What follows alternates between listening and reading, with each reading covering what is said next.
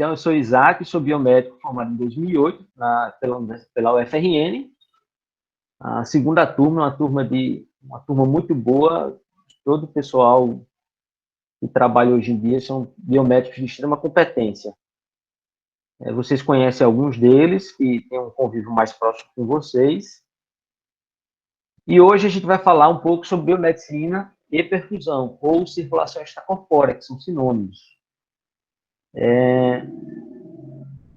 Então, a gente vai falar um pouco sobre o que é a perfusão, sobre o que é a circulação extracorpórea e onde o biomédico se insere nesse contexto da cirurgia cardíaca, principalmente. A primeira coisa que a gente tem que ter em mente é um conceito de circulação extracorpórea que compreende o conjunto de máquinas, aparelhos, circuitos e técnicas, mediante as quais a gente substitui a função do coração e pulmão, enquanto esses órgãos ficam excluídos da circulação durante as cirurgias. E o perfusionista é o membro da equipe cirúrgica responsável por operar a máquina coração-pulmão artificial. Precisa ter formação na área da saúde, com ênfase em fisiologia e eu diria também anatomia cardiovascular, respiratória, sanguínea, renal. E quando eu digo fisiologia, também inclui bioquímica, inclui imunologia, inclui todo a biologia da saúde humana, né? Então, por isso que o biomédico se insere muito bem nesse contexto. O meu curso de biomedicina, né, foi extremamente importante para me dar toda essa base para tudo aquilo que a gente aplica na vida profissional. Isso inclui também não só a parte de cirurgia cardíaca e perfusão e circulação extracorpórea, como também a atuação do biomédico de uma maneira geral. No meu trabalho hoje no Hemonorte, lá no laboratório de imunohematologia, minha formação em biomedicina foi fundamental para conseguir compreender bem e exercer a minha função de forma adequada.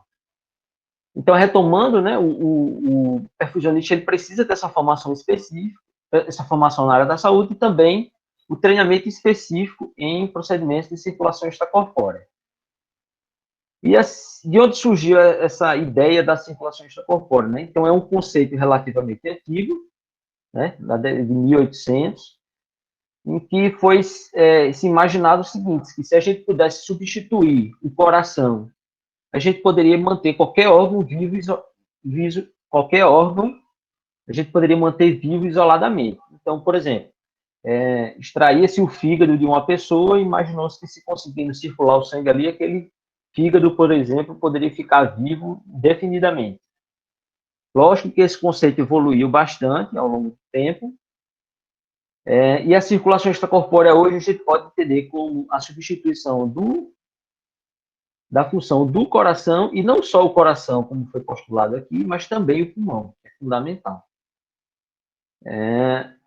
E a primeira cirurgia cardíaca com SEC, com sucesso, só foi realizada em 1953. Então, veja, mais de um século, quase 2 séculos depois, foi que se conseguiu fazer, de fato, executar, de fato, com segurança o procedimento.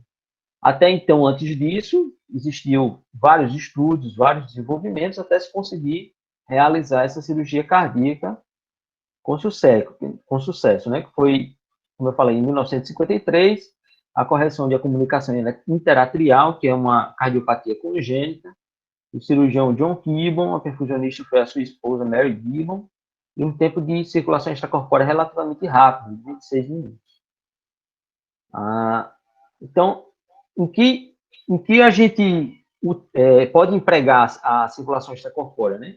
O principal emprego é na cirurgia cardiovascular, cirurgia do coração, seja para correção das cardiopatias congênitas, ou seja, aquelas que a gente já nasce com um problema, uma cardiopatia, assim como as cardiopatias adquiridas, decorrentes da isquemia, como a revascularização do miocárdio e as suas complicações isquêmicas, as trocas valvares, cirurgia da aorta e grandes vasos, transplante cardíaco, claro.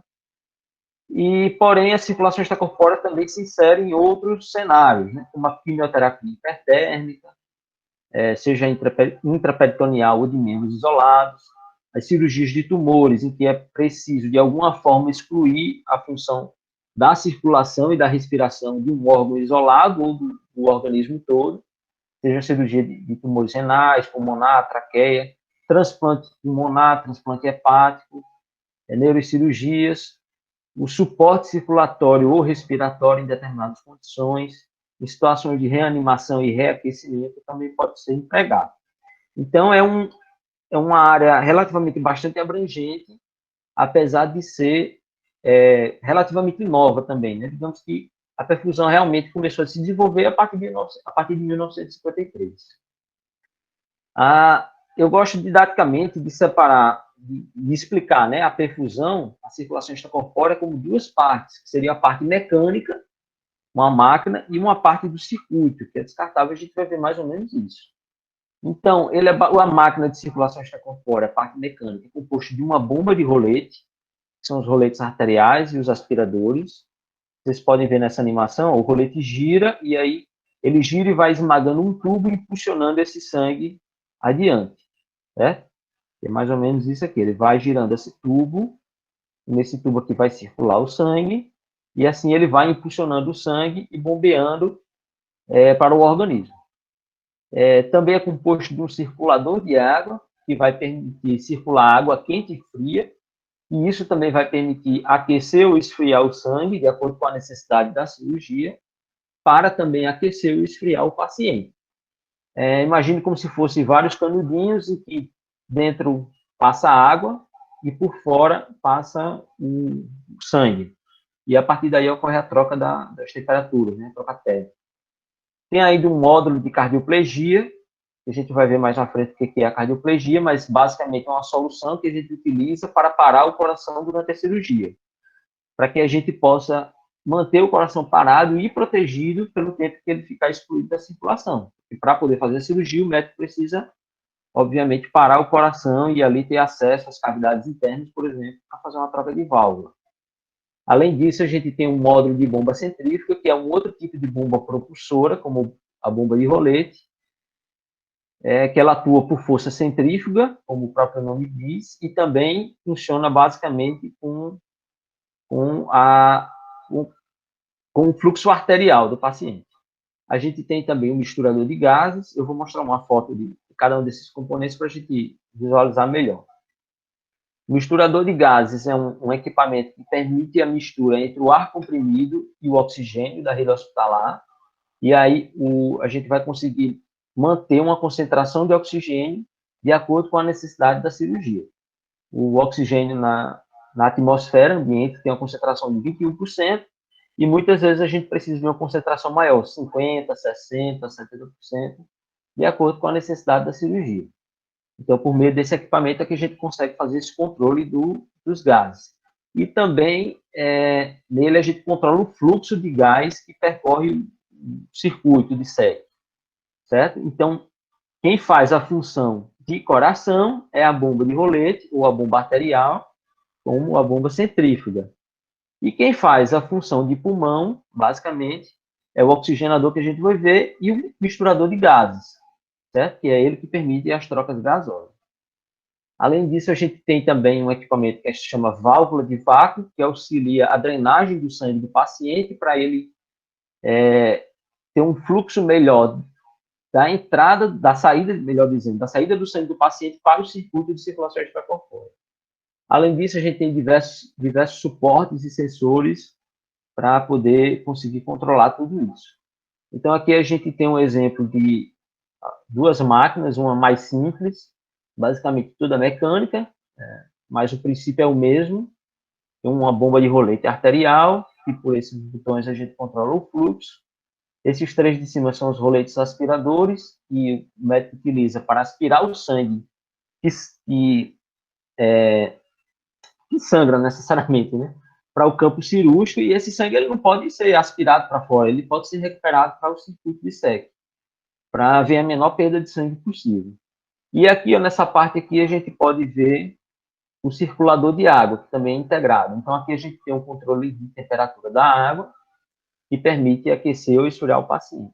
Essa outra máquina é uma máquina um pouco mais moderna, mas também da mesma forma tem uma bomba de rolete, uma bomba de rolete arterial, os aspiradores, um módulo de cardioplegia integrado, tem monitores e diversos sensores aqui integrados ao O sistema. Isaac, Oi.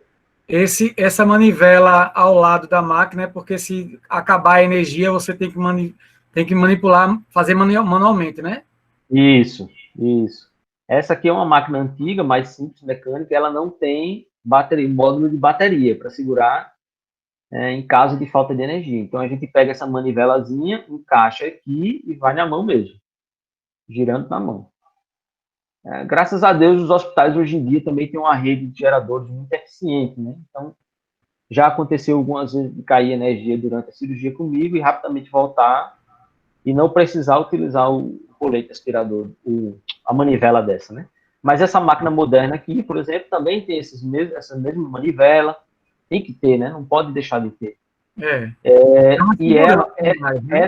essa, porém, tem um módulo de bateria, por exemplo. Então, na eventual queda de energia, a bateria pode suportar ainda, talvez até o término da cirurgia. Certo? Então, a gente, só para ilustrar, dois exemplos de máquinas. Existem máquinas bem mais modernas do que essa hoje em dia, com muito mais sensores, e permite cada vez mais uma segurança maior do procedimento da circulação extracorpórea. Então, como eu havia falado, essa basicamente é a parte mecânica. E a parte do circuito de SEC, que seria a parte descartável, né, a gente pode considerar como são diversas peças.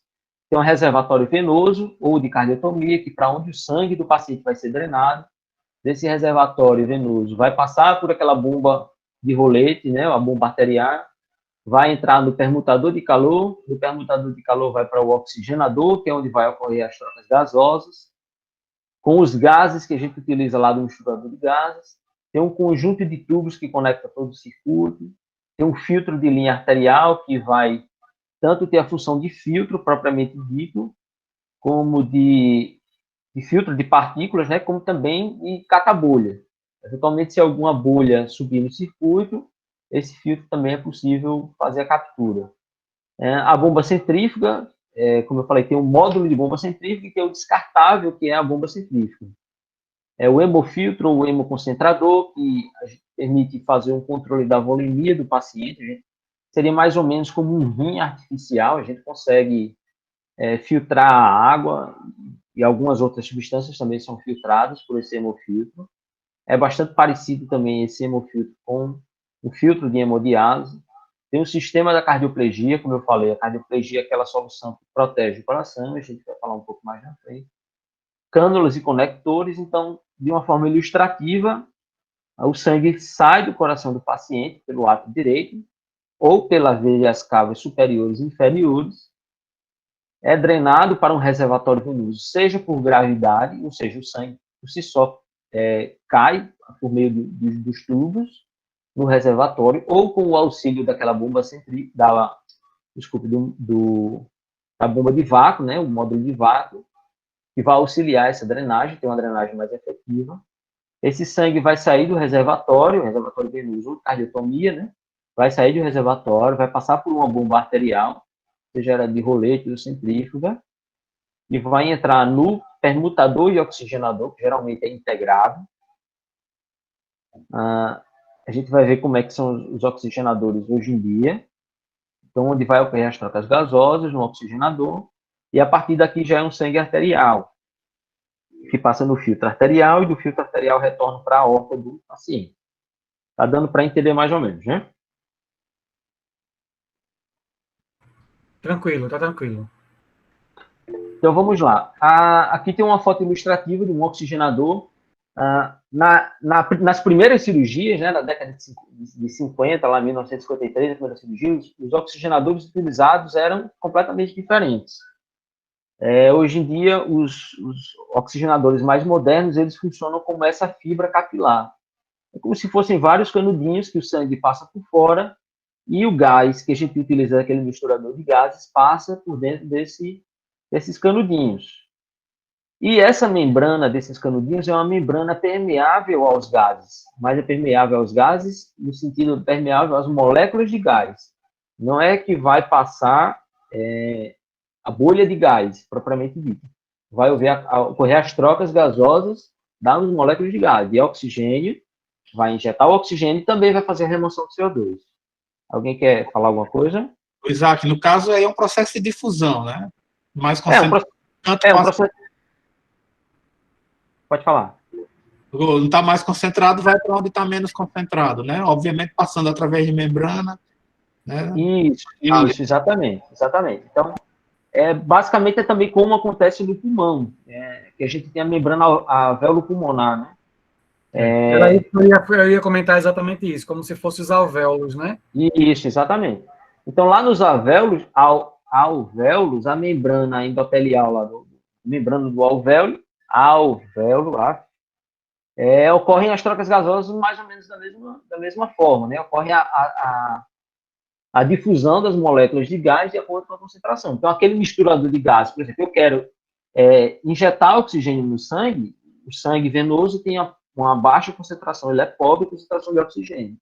Então, se eu tenho um gás rico em oxigênio do outro lado da membrana, a tendência do oxigênio a da molécula do oxigênio, né, é passar para o lado do sangue, né, e do sangue ele vai se ligar à hemoglobina. Da mesma forma, o gás carbônico, que vai ser rico no sangue venoso, ele também vai passar para o outro lado, no caso ele vai ser expurgado, assim como acontece no pulmão, né? Então, esses capilares aqui são minúsculos, a gente, a olho nu, não consegue ver esses canudinhos, digamos assim. Isso aqui é uma foto bastante ampliada, né, de dados.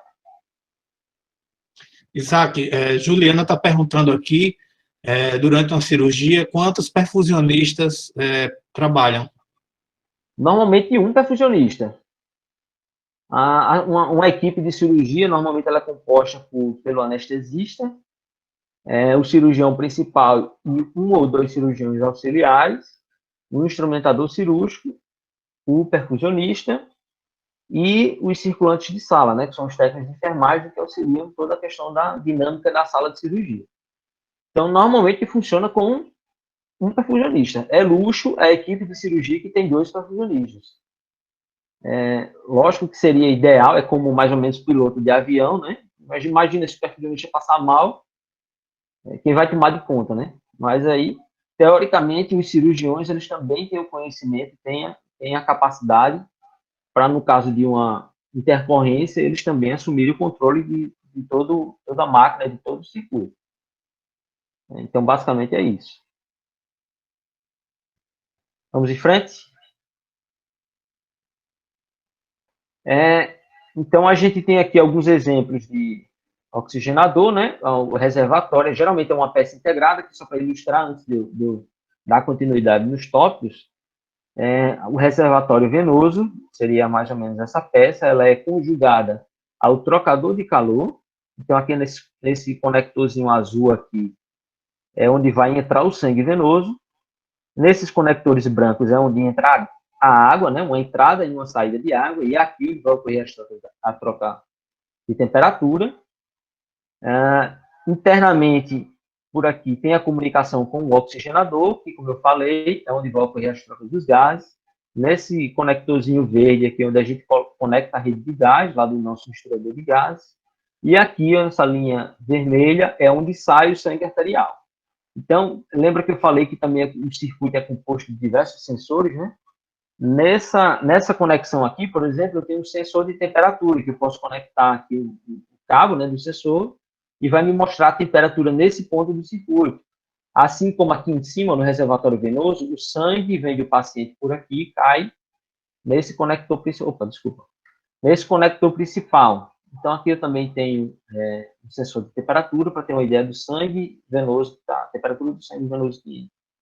Esses outros conectores azuis aqui em cima, onde a gente conecta os aspiradores, né? Então, os aspiradores caem dentro aqui do reservatório venoso, aqui tem um filtro, certo? Um primeiro filtro. Nesse filtro vai reter grandes coágulos. E aí, desse filtro, ele vem e desce por aqui, por essa saída do circuito. Passa na bomba de rolete e entra no trocador de calor. Do trocador de calor, oxigenador, e o oxigenador sai para o filtro de linha arterial, a gente vai ver. Então, a escolha do material de SEC, ela é influenciada por diversos fatores. Seja o peso do paciente, seja a performance nas trocas gasosas, o volume de enchimento de todo esse circuito. Então, antes da gente começar a cirurgia propriamente dita, esse circuito não pode estar vazio, a gente preenche ele com um soro, com uma solução, que a gente chama de solução de perfusato, seja o soro fisiológico, ringue lactato, que são os componentes que a gente pode utilizar. Ou o próprio sangue, também a gente pode fazer um perfusato sanguíneo e preencher uma parte desse circuito com sangue, né? Na verdade, vai ficar uma mistura entre soro fisiológico ou soro Ringer com sangue. Então, isso aqui está relacionado também, o volume de enchimento desse circuito está relacionado com a diluição do sangue do paciente, né? O quanto que a gente vai ter que diluir o sangue do paciente. Naturalmente que isso acontece durante a cirurgia, e isso provoca um certo grau de anemia, que é esperado, controlado durante a cirurgia, mas que também não pode ser uma anemia excessiva, por exemplo. Também tem a relação dos oxigenadores mais modernos, que possuem superfícies mais biocompatíveis, ou seja, que causam menos trauma aos componentes sanguíneos, que desencadeiam menor resposta inflamatória. Então, por exemplo, esse oxigenador que a gente está vendo aqui é um oxigenador adulto. Ele não pode ser o mesmo de um oxigenador infantil, por exemplo, que ele tem, claro, obviamente tem que ser menor. Mas o conceito, o princípio é o mesmo também. Ele é um oxigenador da mesma forma, um oxigenador de membranas, só que o tamanho dele é reduzido. Então, aqui também temos outros exemplos de oxigenadores. Esse aqui é um oxigenador de neonato, em crianças até 5, 6 quilos, por exemplo. E também, da mesma forma, o reservatório venoso. Aqui a gente tem o trocador de calor, e aqui há o oxigenador propriamente dito, né, a membrana do oxigenador. Então, o conceito aqui é também um infantil, eles são menores, aqui de uma outra marca, mas o conceito em si deles são basicamente o mesmo. Esse, por exemplo, ó, se vocês perceberem, aqui dentro tem uma serpentina, então o trocador de calor dele funciona nessa parte, então o sangue venoso, quando cai aqui, ele escorre por essa serpentina, ocorre a troca de temperatura aqui, e daqui é que entra no oxigenador. Uma coisa importante, por exemplo, que eu aprendi nas aulas de biofísica, com o professor Alexandre, é que a solubilidade dos gases ela é influenciada pela temperatura. Então, por que eu tenho que aquecer ou esfriar o sangue do paciente antes de modificar, né, a solubilidade dos gases aqui no oxigenador? Porque se eventualmente eu modificar essa temperatura depois, eu posso provocar a formação de microbolhas, né, e microêmbolos. Então, tu lembra que eu falei no começo que todo curso de biomedicina ele é extremamente importante, traz conceitos extremamente importantes para a prática profissional do dia a dia. Então, aqui um outro modelo do oxigenador. Tem gente pedindo para você repetir o nome desses equipamentos, na verdade, desses componentes, na verdade, né? Você tá, vamos lá. Deixa eu voltar aqui nessa animaçãozinha aqui que dá para entender melhor. Então, a gente tem um reservatório venoso, que é onde o sangue do paciente drena. Basicamente, isso aqui é um resumo do circuito da circulação extracorpórea, tá? O sangue venoso do paciente drena para um reservatório.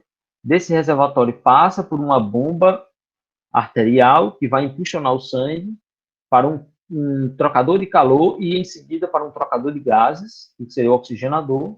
O oxigenador passa por um filtro de linha arterial, e aí retorna para o paciente. Então, tudo isso aqui é composto de reservatório venoso, oxigenador, permutador de calor, um conjunto de tubos que conecta tudo isso, a gente vai ver na frente. Enfim, vou mostrar novamente essa outra imagem, né? Que eu acho que é isso. Então, por exemplo, a parte do reservatório venoso seria esse reservatório propriamente dito, o sangue venoso do paciente cai aqui em cima. Os aspiradores, eles entram nessas outras conexões, que aqui já tem o primeiro filtro. Desse reservatório venoso vai passar pela bomba do rolete lá no equipamento, lá na máquina, e aí vai entrar no trocador de calor. Do trocador de calor passa por um oxigenador de membrana, do oxigenador de membrana já sai o sangue arterial. Aqui exemplos de outros oxigenadores, de outras marcas, de outros tamanhos, mas só a título ilustrativo. Esse outro, por exemplo, esse outro modelo tem um reservatório também da mesma forma, onde tem a entrada do sangue venoso do paciente, a entrada dos aspiradores, o trocador de calor dele já funciona no princípio um pouco diferente, mas no final das contas o objetivo é o mesmo.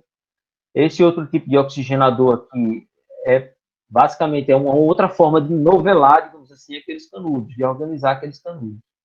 E aí esse já tem um filtro de linha arterial integrado, que é de tamanhos menores, enfim. Não sei se era mais ou menos isso que queria ver. Seguindo adiante, aqui a gente tem um exemplo da bomba centrífuga, por exemplo. Então, o sangue vai entrar por aqui nessa bomba.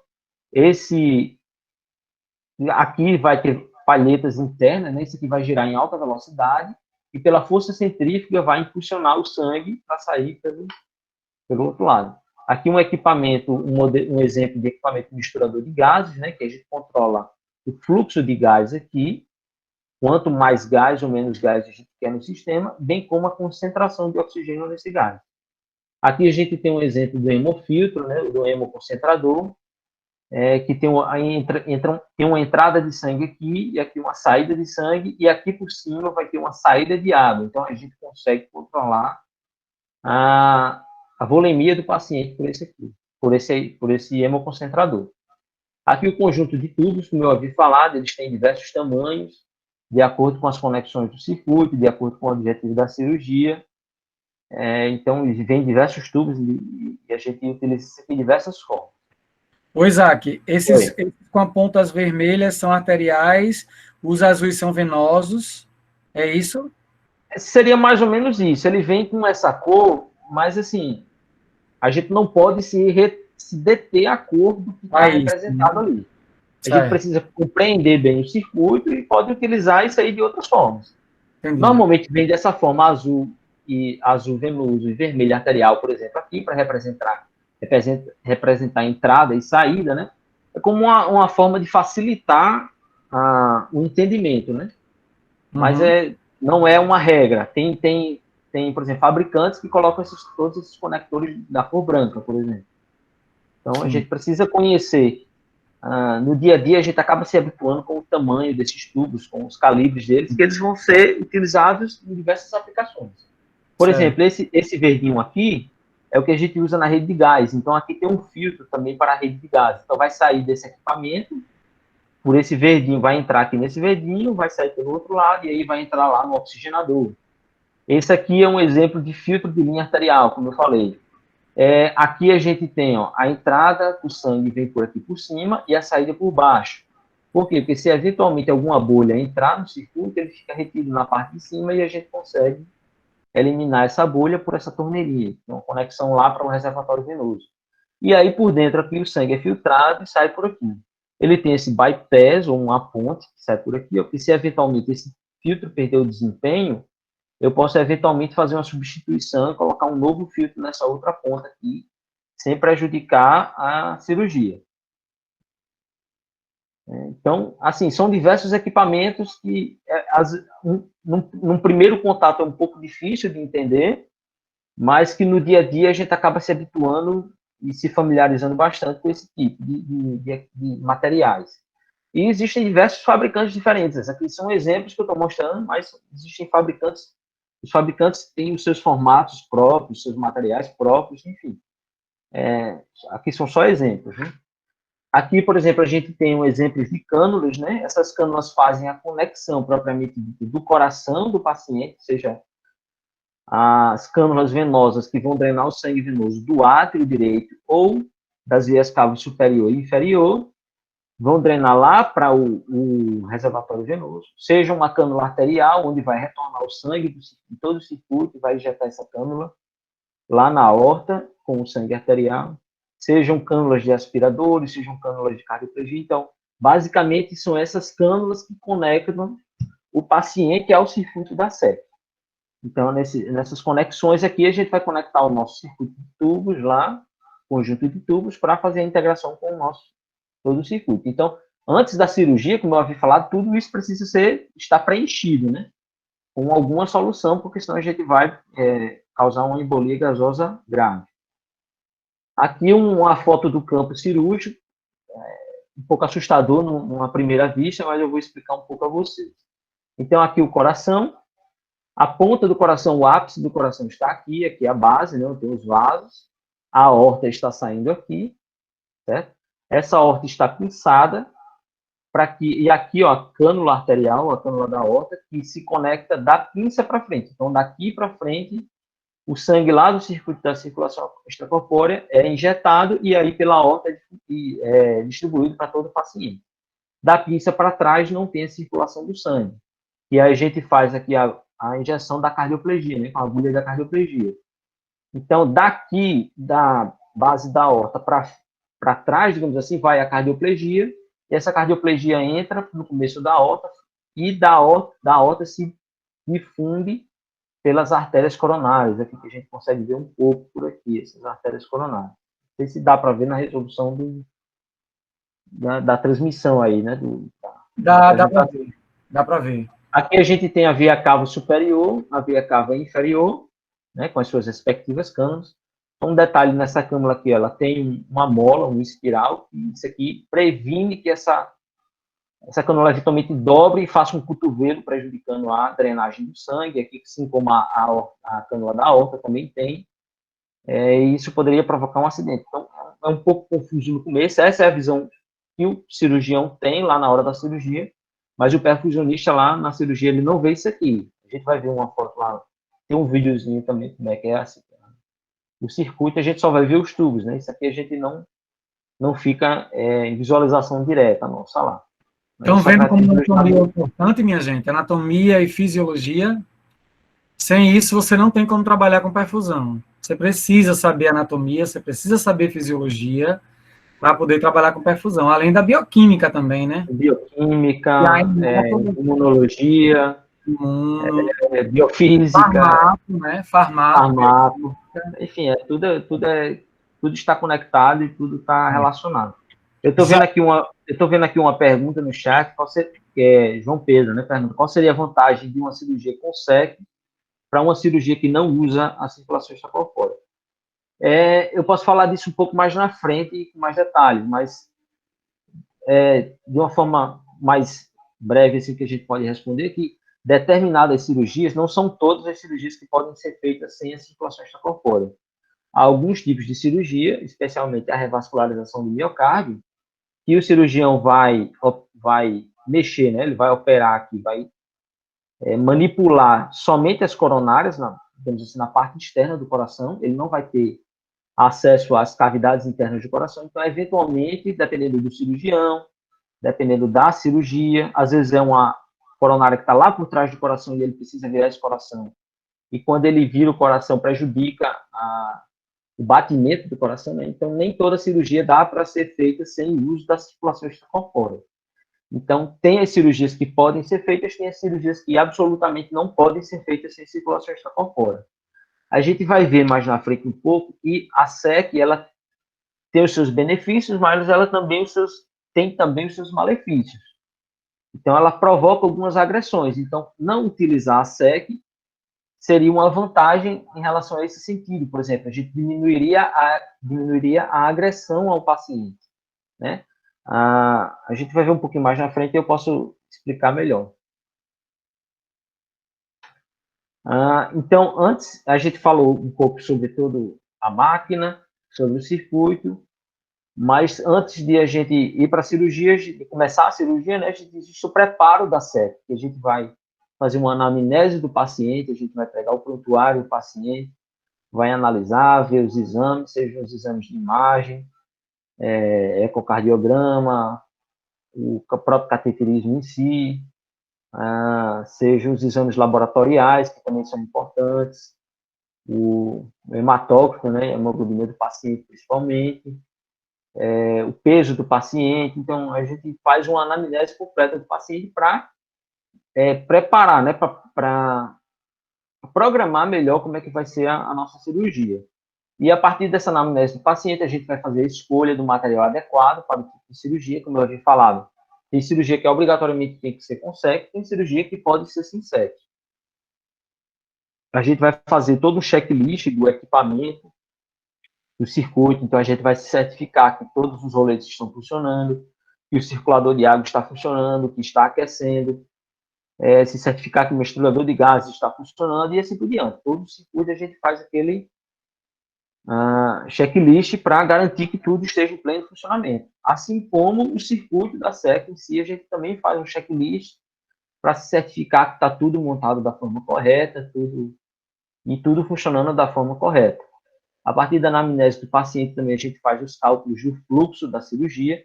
Então, o débito cardíaco, ele seria o fluxo da linha arterial.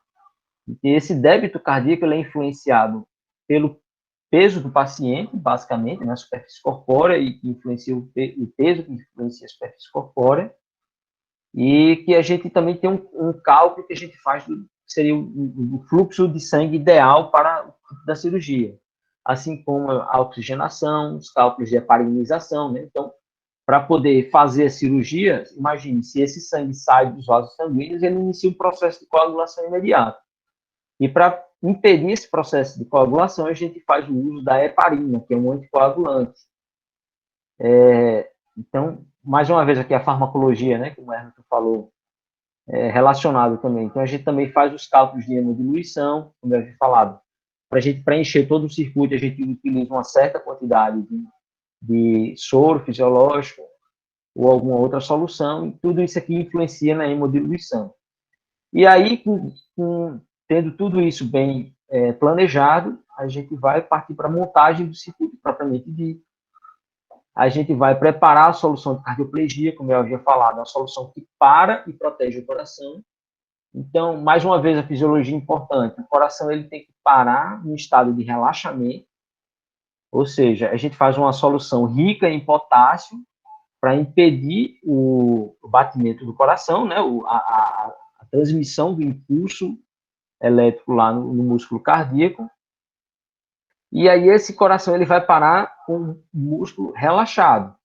Ele não pode parar no estado de contraído, porque ele vai ter um gasto energético muito grande. E esse gasto energético vai prejudicar, digamos assim, a função do coração depois. Então, a gente tem que parar, como eu disse, parar e proteger o coração. Dependendo da equipe de cirurgia, essa solução de cardioplegia, ela é fria ou extremamente gelada mesmo. A gente coloca gelo lá dentro do circulador de água para ficar bem gelada, trincando os dentes, como a gente gosta de brincar, porque a hipotermia também protege o coração, né? A hipotermia, como a gente sabe, baixa o metabolismo do paciente, baixa o metabolismo, baixa também a demanda energética, né? A demanda, o fluxo sanguíneo, enfim. E, especialmente no coração, ele também tem a função de proteger, né? O frio ele tem essa função de proteger.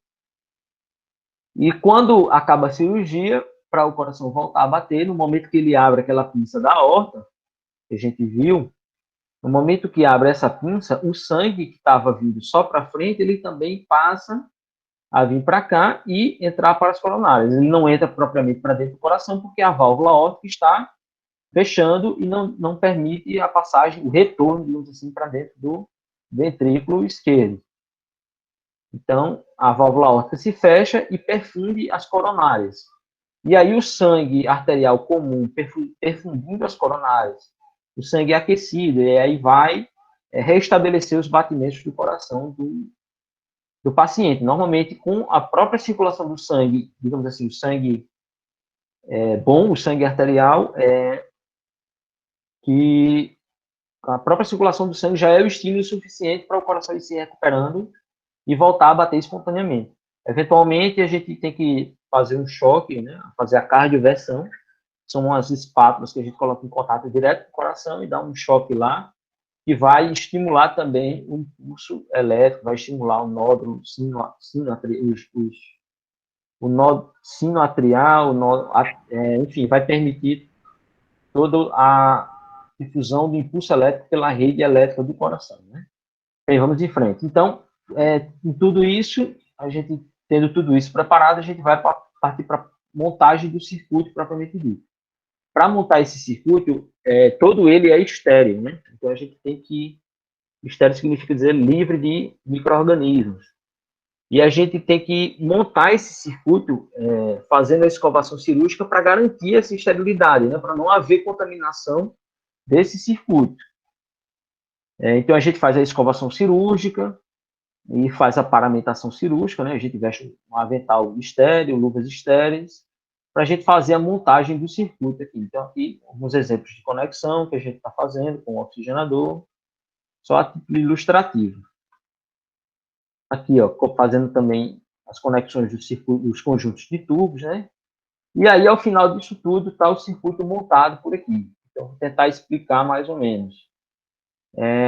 O sangue venoso do paciente vai descer por aqui, por esse tubo, vai entrar para o reservatório venoso. O reservatório venoso vai fazer aquele caminho que a gente já explicou. Passa pela bomba de rolete arterial, entra no permutador de calor, do permutador de calor passa para o oxigenador, do oxigenador ele sai para o filtro de linha arterial, que está aqui em cima. E do filtro de linha arterial vai para o paciente. Aqui, todo o conjunto de tubos está aqui embaixo, porque isso é antes de fazer a conexão com o paciente. Não sei se vocês conseguem perceber, esse sangue ele está preenchido, ou esse circuito ele está preenchido com a solução cristalina, né? Como eu havia comentado. Aqui em cima tem um outro reservatório, então os aspiradores vão aspirar o sangue residual da cirurgia para cá, para esse reservatório, passa por um filtro. Esse reservatório retorna para o reservatório venoso. Aqui a gente tem um misturador de gases, aqui é um outro equipamento, mas basicamente é a mesma função. E aquele filtrozinho que eu falei do gás. Essa máquina aqui embaixo, ela tem o tratador de calor integrado, esses outros módulos de rolete, que são os roletes aspiradores. Aqui um termômetro, né, que a gente faz as medições das temperaturas, tanto do paciente, propriamente dita, como também a gente pode fazer as medições do circuito. E seria mais ou menos isso, assim. E aí, com tudo isso montado, vamos para entrar em perfusão propriamente dita, né? Então, as condutas durante a circulação extracorpórea. Eu gosto de explicar didaticamente também a circulação extracorpórea como se fosse um voo. Então, o piloto, antes de voar, ele tem todo um checklist que ele faz, toda uma preparação, entra em contato com a torre de controle e vê as cartas, vê a cartografia, né, do voo, vai checar todas as condições do avião. Assim também é a perfusão, né? A gente faz todo esse preparo antes. E a entrada da perfusão seria mais ou menos como a decolagem do avião. Então, seria um momento mais crítico, que a gente tem que tomar cuidado para não fazer uma drenagem excessiva, não produzir um choque hipovolêmico, uma queda brusca da pressão. Assim como um avião, né, ele tem que ganhar velocidade de forma adequada para poder conseguir levantar o voo. A condução da SEC propriamente dita. Então, depois que a gente entrou em perfusão, o cirurgião já está tudo bem lá, já parou o coração, e aí a gente vai conduzir a SEC para manter tudo dentro dos parâmetros fisiológicos ideais, de acordo com a necessidade do paciente. Então, assim como seria uma espécie de voo do cruzeiro, né? Então, o piloto fica controlando todos os sensores, controlando todos os parâmetros, fica atento a todos os sinais, assim também é a perfusão. O perfusionista fica atento a todos os sinais, fica atento ao circuito, aos exames do paciente durante a cirurgia. Uma pergunta aqui, caso essa drenagem excessiva ocorra, existe algum procedimento para desfazer? Sim, existe. Essa drenagem excessiva, esse sangue que a gente drena vai cair no reservatório, então a gente vai ter que repor esse sangue rapidamente, então a gente vai ter que permitir um fluxo maior de sangue num primeiro momento para recuperar a pressão, por exemplo, e devolver esse sangue de volta ao paciente. Então, são condições que a gente vai controlando à medida do decorrer da cirurgia. Isaac, Oi. eu tenho uma dúvida. Eu sempre fiquei com essa dúvida no processo, né, da circulação extracorpórea, uma vez que, para preencher todos os tubos, preencher todos os espaços na máquina, você vai ter um volume extra. Sim. Né? Então, como é que você repõe isso? Né? Por exemplo, na hora que você começar a drenar o sangue do paciente, esse sangue vai primeiro preencher todos esses espaços, preencher todos esses tubos, para depois que passar pelo processo, né, de filtragem, de oxigenação, voltar para o paciente. Ou seja, naturalmente você vai ter uma redução de sangue. Né? Então, vocês preenchem isso com soro? Como é que vocês reequilibram essa volta? Então, a gente, antes de começar a cirurgia, todo o circuito ele tem que estar necessariamente preenchido já com alguma solução. A gente não enche já com o sangue do paciente propriamente dito. Então, todo esse circuito ele vai estar preenchido com uma solução e, à medida que inicia a cirurgia, a gente vê esse sangue se misturando com essa solução, certo? Então, ocorre uma hemodiluição. Então, por exemplo, se o hematócrito do paciente antes da cirurgia era de 39, hipoteticamente, por exemplo, A partir dessa hemodiluição, que ela é controlada e é esperada também, porque quando a gente faz uma hemodiluição, lá vem os conceitos de biofísica de novo. A gente reduz a viscosidade do sangue. Reduzindo a viscosidade do sangue, a gente permite uma melhor circulação diante da circunstância da cirurgia. Então, como eu disse, né, está tudo extremamente integrado. Então, essa hemodiluição, ela é esperada, ela é controlada e ela tem um objetivo realmente de haver essa hemodiluição. Mas, ao final da cirurgia, por exemplo, digamos, se a gente fizer uma diluição excessiva, então se o paciente tiver com uma volemia excessiva, a gente tem o recurso do hemoconcentrador, o hemofiltro, que a gente vai poder fazer a retirada de água, né, basicamente, de água e alguns eletrólitos, seria como o rim, né, filtrando o excesso de água. Então, a gente consegue, de alguma forma, controlar também essa hemodiluição, para ficar dentro dos parâmetros esperados. Porém, ao final da cirurgia, todo esse circuito que a gente viu, ele inevitavelmente fica preenchido com o sangue do paciente. Dependendo do local, é possível recuperar esse sangue para uma máquina, que chama a máquina de autotransfusão intraoperatória, ou cell saver, e essa máquina ela vai recuperar esse sangue do circuito, vai recuperar o sangue que sangra lá no campo cirúrgico também, vai concentrar esse sangue, vai lavar e vai devolver com uma bolsa de sangue, por exemplo. Mas, normalmente, durante a cirurgia, isso acaba sendo, não é tão comum nas cirurgias, né? Então, o mais comum, realmente, existe uma perda sanguínea, e essa perda sanguínea, ela é considerada também na condição também do paciente, né? Ao final da cirurgia, a gente faz todos os cálculos, como tem aqui, a saída de perfusão, né? Já entrando mais ou menos nesse tópico. Então, ela tem que ser de forma lenta e gradativa, para que o coração vá reassumindo a sua função gradativamente. À medida que o coração vai assumindo a sua função, a gente vai diminuindo o fluxo da bomba, o fluxo arterial, para que o coração assuma de vez o controle. Então, da mesma forma, seria um avião pousando, ele tem que vir reduzindo a velocidade, baixando a temperatura, a altitude, né, de forma controlada, para fazer o pouso da forma mais suave possível. E aí, ao final da cirurgia, a gente tem que adequar a volemia, né? A gente tem que fazer a reposição do sangue, de todo aquele sangue que estava no circuito, o máximo possível. Então, por exemplo, acabou a cirurgia, depois eu vou encher aquele reservatório lá de soro, e aí vou empurrando, literalmente empurrando o sangue do paciente, preenchendo o circuito novamente com soro.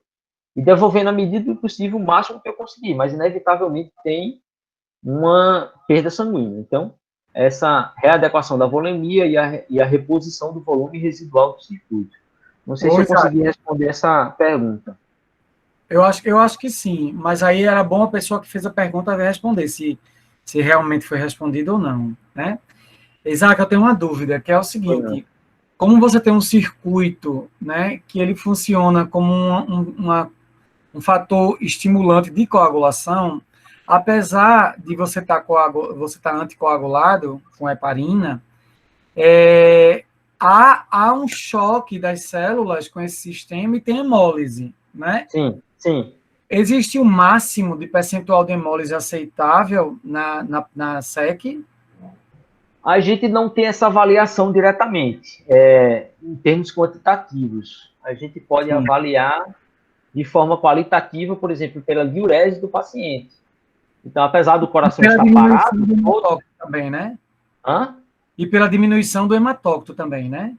Pela diminuição do hematócrito, mas basicamente pela diurese. A gente vai perceber a hemólise lá na diurese do paciente. Certo. Então, a gente fica de olho nisso. Ou, por exemplo, a gente vai perceber a hemólise naquilo que sai do hemoconcentrador, que seria a água, a gente vai ver a água tingida de vermelho, digamos assim. Ah, então no caso ele está sondado, está urinando normalmente, é isso? Na cirurgia, sim, na cirurgia, todo o organismo do paciente continua vivo, está tudo funcionando ali, apesar de estar no estado anestésico, de baixo metabolismo e hipotermia, por exemplo, mas o sangue está circulando por todo o corpo do paciente. Então, a função renal também é um parâmetro importante que a gente tem durante a cirurgia. Aqui, na condução da SEC, a monitorização, a gente faz a avaliação da diurese, se a diurese está ocorrendo de forma adequada e na quantidade esperada para aquele tempo. é um bom parâmetro de perfusão, porque o rim é aquele primeiro que sofre, digamos assim. Então, se eu tenho uma diurese prejudicada, eu tenho que buscar ver qual o motivo de que a perfusão não está sendo suficiente para todo o sistema, todo o organismo do paciente, né? Então, tudo isso é avaliado durante a cirurgia, por exemplo. Inclusive, a gente não avalia quantitativamente, como eu falei, a gente não tem esse parâmetro laboratorial, por exemplo, para avaliar, mas a gente avalia qualitativamente. Por exemplo, na diurese. Se a diurese estiver com hemólise, a gente sabe que está havendo alguma agressão importante. Às vezes, aquele rolete lá que a gente viu, ele tem uma calibração. Ele pode estar apertado demais, por exemplo, ou pode estar folgado demais e permitir um certo refluxo. Então, tudo isso aí a gente vai avaliando no decorrer da cirurgia. Às vezes, os aspiradores estão trabalhando muito forte, está aspirando muito sangue pelos aspiradores, está tendo muita hemólise, por exemplo. Não é só a questão da heparinização em si. Então, no caso, o rim do paciente, ele pode trabalhar no sentido inverso da SEC, né? De botar volume extra para fora. Então, em algum momento, você vai precisar, por exemplo, repor o rim lactato, por exemplo. Sim. Completar, né? A gente tem esse controle também da volemia durante a cirurgia. Então, naquele reservatório venoso lá, fica uma certa quantidade de sangue que a gente faz esse controle da volemia do paciente. Entendi. Então, se eventualmente o rim está excretando demais água, por exemplo, está tendo uma diurese aumentada, a gente pode fazer também essa reposição volêmica com a solução cristalina, né? Que seria o soro fisiológico, o Ringer, lactato, enfim, são tipos diferentes de soluções nesse sentido. Entendi. Então, assim, mais ou menos voltando como a comparação com o avião, né? Então, resumindo, a entrada de perfusão seria como a decolagem, seria um momento crítico, que a gente precisa estar com tudo checado, tem que fazer o controle adequado para para entrar em perfusão da forma mais adequada possível, não provocar um choque no paciente. E esse choque, como haviam perguntado, né? Apesar desse choque, às vezes ele é difícil de você conseguir restabelecer. Existe uma queda de pressão e essa queda de pressão promove a liberação de uma série de substâncias no organismo, lá vem a fisiologia de novo. E essas substâncias acabam dificultando o retorno que é uma resposta esperada do organismo, né? É como se fosse um sangramento excessivo que estivesse acontecendo. Então, às vezes, acaba sendo difícil também conseguir retomar isso aí e controlar. Então, a gente precisa ter tudo muito bem na mão, propriamente dito, como a gente costuma trabalhar. A gente tem que ter tudo sob extremo controle. A monitorização do paciente, não só a monitorização, não é só aquilo que está nos monitores da cirurgia propriamente dita, não? No monitor de temperatura, no monitor de pressão da pressão arterial, qual é o nível de pressão arterial, no monitor dos gases, por exemplo, né? Controle dos gases, não é só isso, a gente tem a monitorização da condição fisiológica do paciente em si, a monitorização dos exames laboratoriais, função renal, como eu vou falar, tudo isso. E a saída da perfusão também seria como o pouso do avião, precisa ser de forma lenta e gradativa, para também não haver aquele choque ao final da cirurgia e acabar causando um acidente, por exemplo. Digamos, o avião cair seria como a gente não sair bem de perfusão e o coração não conseguir bater, porque a gente acabou prejudicando a função do coração por conta disso. Né? Então, tudo isso está extremamente relacionado. Então, a monitorização, como eu tinha falado, né? Tem um monitor lá da sala de cirurgia, que a gente tem o controle do fluxo no equipamento, a pressão, temperatura, oxigenação, o eletrocardiograma, em alguns momentos são importantes, a anticoagulação do paciente, os exames laboratoriais, os tempos de cirurgia, que é um cronômetro aqui, por exemplo, hoje em dia tem os celulares também é mais fácil, né? Temperatura, e assim por diante, né? Então, não só essa monitorização paramétrica, propriamente dita, bem como também a monitorização do paciente em si, da resposta do paciente ao decorrer da cirurgia. Aqui tem um videozinho do circuito funcionando, eu vou tentar explicar para vocês. Percebam, não sei se vocês conseguem perceber por aí, mas a diferença de cor nessa parte do circuito e nessa parte do circuito, tá? Aqui é um sangue mais escuro, sangue venoso, que drena da veia cava superior e veia cava inferior. E aqui é o sangue arterial, o filtro de linha arterial aqui, e o sangue arterial retorna para a aorta do paciente. Então, a gente vai ver o videozinho, eu vou explicando aqui à medida que for progredindo. Então, o sangue drena do paciente por esses tubos, como eu falei, e aqui ele cai no reservatório venoso, ó. Do reservatório venoso, ele vem, ó, aquilo que você tinha perguntado a respeito da volemia. Então, fica uma certa quantidade de sangue aqui que a gente faz o controle dessa quantidade de sangue no decorrer da cirurgia. Então, esse é o reservatório venoso, o sangue cai para esse reservatório, do reservatório sai aqui por baixo, ó, passa na bomba de rolete, essa bomba de rolete fica girando e impulsionando o sangue para frente, nesse sentido. Aqui, por exemplo, a gente tem a parâmetro do fluxo de sangue, né, 2,2 litros e meio de sangue por minuto, que seria equivalente ao débito cardíaco, mas não é necessariamente o débito cardíaco cheio do paciente, né, tendo em vista que ele está numa condição de metabolismo mais baixo, ele está anestesiado, uma demanda energética mais baixa, né, ele está anestesiado, está em hipotermia, por exemplo, então não precisa necessariamente ser o débito cardíaco fiel do paciente. Então, ó, o rolete girando, vai impulsionando esse sangue, rolete arterial, tá? E aqui, ó, ele entra no trocador de calor, aqui embaixo. Até aqui ainda, ó, perceba o sangue bem escuro, certo? Sangue venoso. Aqui ocorrem as trocas de temperatura, seja esfriando ou esquentando o sangue, e internamente esse sangue se comunica com o oxigenador. E aqui a gente vê o oxigenador propriamente dito aqui, ó, ele já está bem mais vermelhinho. Tem um sangue rico em oxigênio, sangue arterial. Tá? A gente consegue ver bem as fibras capilares aqui, né? E aí esse sangue arterial sai por essa ponta, aqui do outro lado, dessa ponta entra no filtro de linha arterial, como eu falei aqui em cima, o filtro de linha arterial retorna para o paciente pela aorta. Então, uma visão geral daquela maquinazinha lá que a gente viu, o rolete arterial, esses aspiradores aqui, ó, vem lá do campo cirúrgico e retorna para cá, para o reservatório venoso. E aí, no circuito, a gente tem também diversas conexões, que são essas torneirinhas, esses tubinhos mais fininhos, que tem algumas funções para a gente. Não adianta entrar em muitos detalhes, porque também é específico de cada fabricante. Mas aqui, basicamente, a gente tem um ponto de coleta de sangue arterial, tem um ponto de coleta de sangue venoso, a gente tem as recirculações para eventual retirada de bolhas do circuito. Então, são algumas conexões acessórias, digamos assim, que varia de fabricante para fabricante. Então, ó, novamente, sangue venoso desce, entra para o reservatório. Ó, aqui diversas torneirinhas, conexão de soro, conexão de medicação. Aqui nessas torneirinhas também a gente pode injetar alguma medicação que seja necessária durante a cirurgia.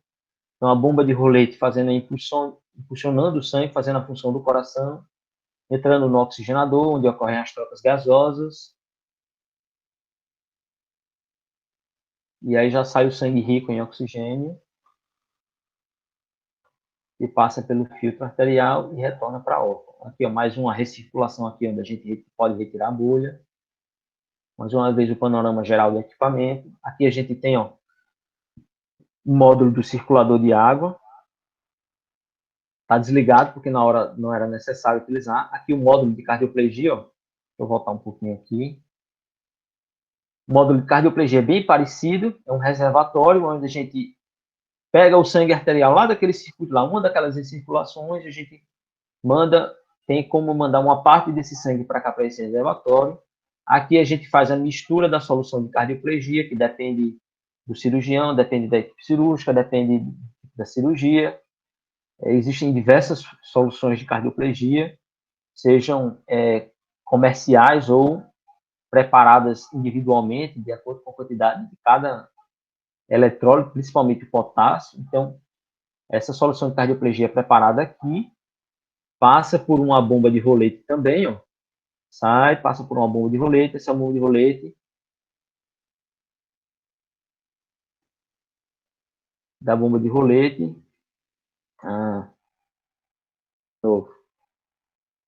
Vamos lá. Da bomba de rolete entra num trocador de calor. Aqui é um trocador de calor. Por exemplo, essa cardioplegia, ela não é daquela extremamente gelada, trincando os dentes, que seria a conexão da água gelada, seria aqui. Aqui, esse módulozinho aqui embaixo, é uma bomba de rolete, que a gente faz a infusão da cardioplegia propriamente dita, e também tem um trocador de calor extra aqui, que no caso a gente colocaria água gelada, por exemplo, para gelar essa solução de cardioplegia.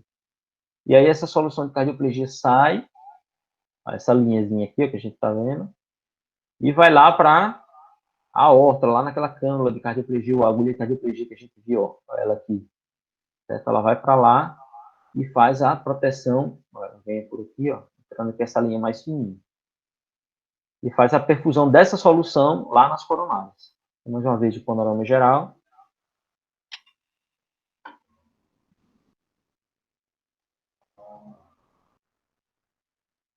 Aqui o trocador de calor também está desligado, aqui também está desligado, porque depende da necessidade da cirurgia. Aqui em cima, ó, uma pranchetinha ó, com diversos formulários que a gente vai anotando durante a cirurgia, qual é o fluxo da linha arterial, qual é o fluxo de gás, enfim, diversos parâmetros a gente vai anotando e monitorando, vai controlando tudo isso aqui. Bem, é isso. Vamos em frente. Então, como eu havia falado, a SEC tem os seus benefícios, mas também traz alguns prejuízos. A circulação extracorpórea, ela funciona como um agente agressor, porque ela tem um fluxo contínuo, não pulsátil. A gente sabe que o coração bombeando, ele tem um fluxo pulsátil. Essa variação de pressão nas artérias, elas são importantes também na fisiologia do paciente, né? Então, se a gente não tem esse fluxo pulsátil, por exemplo, na SEC a gente tem esse fluxo contínuo, isso acaba de alguma forma prejudicando a perfusão. Equipamentos mais modernos, como aquele outro que eu mostrei lá na frente, tem uma opção da gente conseguir configurar um fluxo pulsátil, por exemplo. E aí simular mais ou menos que seria a onda de pressão lá nas artérias. Enfim, já minimizaria um pouco nesse ponto, né?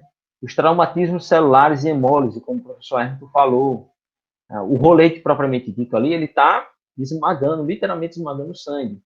Mas não é só esse traumatismo físico, né? Também tem a liberação, o contato do sangue com superfícies estranhas, que vai promover a liberação de diversas substâncias, catecolaminas, substâncias estimuladoras da resposta imune, que isso pode acabar provocando hemólise. A própria hipotermia, apesar de ser controlada, ela também funciona como agressão. A hemodiluição, apesar dela ser controlada, ela também tem o seu lado negativo. A inibição do sistema de coagulação pela heparina, por exemplo. A inibição da heparina, ela vai inibir lá quase no final da cascata de coagulação. Quando vocês forem estudar a cascata de coagulação, lá vem a hematologia. E forem estudar a cascata de coagulação, vocês vão lembrar. E a heparina vai atuar lá no final da cascata de coagulação. Então, tudo que acontece antes, os fatores de coagulação vêm sendo consumidos. E no final, a coagulação do sangue do paciente pode acabar prejudicada. Mas tudo isso, a gente tenta fazer o máximo possível dentro do esperado e controlado para causar a menor agressão possível.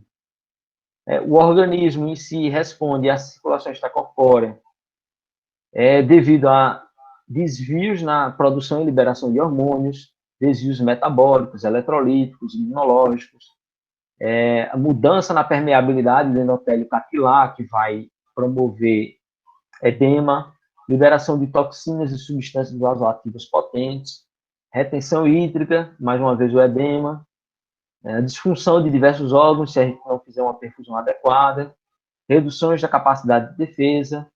Então, tudo isso está ligado ao lado negativo, né? Mas a gente tem que levar em consideração que o paciente está numa condição de risco e ele precisa fazer cirurgia do coração. Se ele não fizer cirurgia, por exemplo, ele não vai ter uma sobrevida muito grande, né?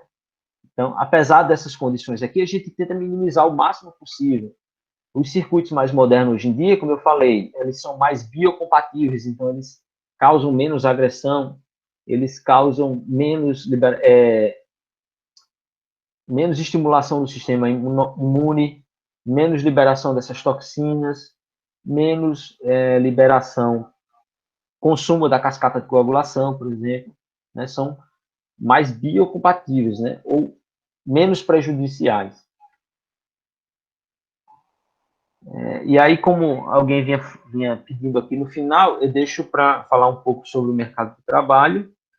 A gente já está quase chegando às 22 horas, eu vou tentar falar um pouco para vocês sobre isso ainda antes de a gente encerrar. O surgimento da profissão, né, do perfusionista, bem como a regulamentação da profissão, o surgimento da profissão surgiu a partir do desenvolvimento também da perfusão em si, né? Então, desde lá de 1953 e muito antes disso, né, quantas cirurgias foram feitas que não tiveram sucesso, né? Mas o perfusionista também estava lá presente para conduzir tudo isso, né? Porém, hoje em dia, a gente ainda não tem uma regulamentação da profissão, não tem uma lei específica para a regulamentação do perfusionista. Nós, como biomédicos, por exemplo, estamos amparados legalmente porque, dentre as nossas habilitações, tem lá uma delas que é a perfusão ou a circulação extracorpórea. Então, a gente legalmente está amparado para o exercício da profissão. Porém, não existe uma regulamentação específica para o perfusionista. Não é só o biomédico que pode atuar como perfusionista. Existem outros enfermeiros, existem biólogos, farmacêuticos, fisioterapeutas, que também, nas suas respectivas formações, também faz a formação específica, aqui, né? Tem uma capacitação e formação profissional específica para atuar como perfusionista. Como eu falei, existe um projeto de lei, não há regulamentação ainda, mas existe um projeto de lei que visa a regulamentação. O biomédico, por meio de resoluções do Conselho Federal de Biomedicina, Código Brasileiro de Ocupações, a própria legislação do biomédico em si, inclui a habilitação como perfusionista. Com relação à capacitação, existem diversos cursos de formação no Brasil. Em Natal não existe nenhum, infelizmente. Em Recife, há um tempo teve, não sei se ainda tem, mas basicamente os grandes centros formadores são em São Paulo, Unicor, a Escola Paulista de Medicina. Em Campinas também há um curso de formação. Sei que existe um curso de formação em Goiânia também, mas não conheço bem a metodologia de ensino deles. Então, existem diversos cursos. Daqui a pouco eu vou deixar para vocês alguns links que vocês podem procurar e se informar melhor, caso tenha interesse, principalmente o site da Sociedade Brasileira de Circulação Extracorpórea. Lá tem muita informação interessante, inclusive a respeito desses cursos de formação. E especificamente relacionado ao mercado de trabalho, existem diversas formas do biomédico atuar, do perfusionista atuar no mercado, seja ele como membro de uma equipe cirúrgica propriamente dita, seja ele como especialista de produtos. Então, é um perfusionista que conhece muito bem aqueles materiais de um determinado fabricante, e aí ele promove treinamentos, por exemplo, do Brasil todo, numa determinada região, a respeito desses materiais. Ele vai fazer treinamentos com perfusionistas individualmente, a respeito desses materiais, né, que seria o especialista de produtos, que estaria mais ligado à parte da indústria. Então, basicamente, seria isso: um membro da equipe cirúrgica, como perfusionista, atuando lá na cirurgia, assim como também tem a parte da indústria, né? Acho que vocês tiveram uma palestra ontem sobre o biomédico na indústria, então também está inserido nesse sentido. Quanto às formas de trabalho, né? O perfusionista ele pode ser contratado, carteira assinada do hospital, pode ser contratado, carteira assinada da equipe de cirurgia. Ele pode atuar como freelancer, né? Por exemplo, então ele recebe a cada cirurgia que ele participa. Ele pode ter participação, por exemplo, ele pode ter um salário fixo e uma participação a cada cirurgia. Então, isso depende muito de de cada equipe, de cada cenário, de cada hospital, de cada cidade. Não existe uma regra. Mas, de uma maneira geral, eu diria que existe espaço para perfusionista no Brasil inteiro. Aqui em Natal, eu atuei como perfusionista assim que eu terminei o curso lá em São Paulo, voltei para Natal, atuei um tempo aqui, e daqui eu fui indicado para uma empresa em Recife que fornecia material material de SEC para os hospitais, e aí então eu trabalhava para essa equipe, para essa empresa, tanto como especialista de produtos como perfusionista em si. Então, aonde uma equipe de cirurgia precisava de um perfusionista, a empresa me mandava como pacote, digamos assim, né, fazendo parte do material e o perfusionista para operar tanto o equipamento como utilizar o circuito.